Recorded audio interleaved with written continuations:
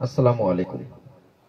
কৃষি আবহাওয়া তথ্য পদ্ধতি উন্নতকরণ প্রকল্পের আওতায় রংপুর জেলার আবহাওয়া ভিত্তিক কৃষি বিষয়ক বুলেটিন।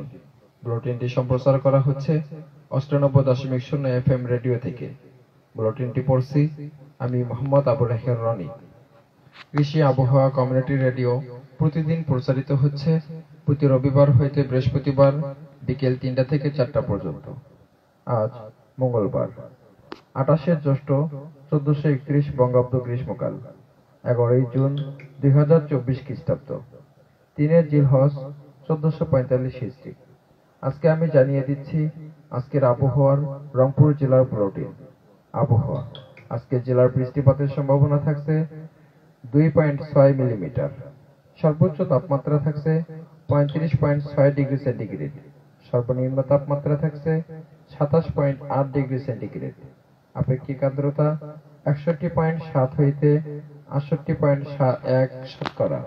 বাতাসের গতিবেগ ১৩.৭ ঘন্টায় কিলোমিটার। বাতাসের দিক দক্ষিণ দক্ষিণ পশ্চিম। মেঘের পরিমাণ আংশিক মেঘলা। এই পর্যায়ে থাকছে কৃষক ভাই ও কৃষানী বোনদের জন্য কৃষি সংক্রান্ত বিষয়। আউশ ধান পর্যায়ে ফুল আসা।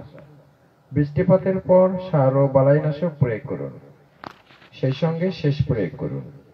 আবহাওয়া বর্তমান পরিস্থিতিতে খোল পড়া এর আক্রমণ দেখা দিতে পারে।